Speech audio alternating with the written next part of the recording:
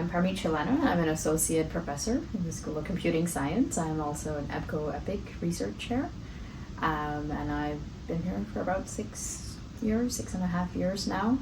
And my key research area is human-computer interaction, HCI for short. HCI, or human-computer interaction, is a field that's concerned with designing interactive computing systems and all aspects of design and evaluation and how we can make these systems easier to access for people around the world. And when we say interactive computing systems, it actually encompasses everything. It could be software applications on a desktop, on a mobile app, or it could be even things that are emerging on augmented reality, virtual reality. It could mean wall displays. So anything where the user has to make a decision about interacting with the system and getting it to do something. So in a nutshell, that's what our field is concerned about.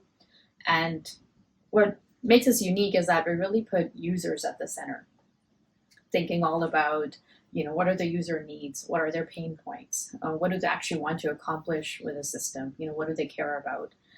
So we have a set of methods and techniques that have evolved in the field, and we borrow a lot from other disciplines. So HCI is very interdisciplinary. So we have computer science is usually at the core, but there's also cognitive science. There's other aspects of psychology. There's information science.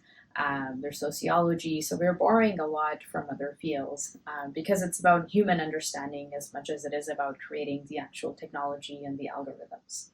So that's what sort of sets us apart from the rest of the discipline. And increasingly, it's becoming important because everything is interactive in some ways. And, we're carrying computing in our pockets. We're carrying different kinds of devices in our pocket. And they're becoming, more and more ubiquitous, but not everybody can always use these things.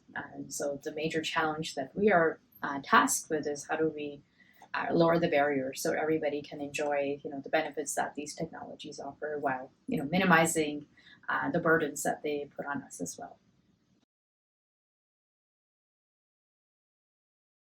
Yeah, that's a good question. I mean, that's why we do what's called an iterative design process. So what I'm describing is sort of part of that journey, right? So we spend a lot of time initially in gathering user requirements, learning about user needs, and talking to people.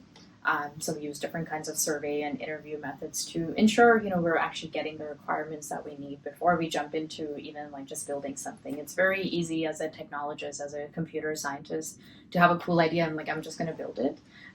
But we have to sort of do that check-in to make sure we're on the right path. And then even, we never just go right into building it. There's different techniques that are offered in HCI in terms of doing, low fidelity prototypes, as we call them. So even starting with paper sketches and using cheap materials to first of all prototype a quick interactive experience, and then taking it to the users and showing it to them and seeing are we going on the right track before we actually start building the algorithms and the other technologies behind the interaction. And then once it's done, again, doing that whole process of evaluation. So we always put the user in the center and make sure, so the way the methods are sort of built, it forces us to sort of think from that perspective. So we don't fall into our hole and just keep going down a development path that's not going to ultimately help the end user.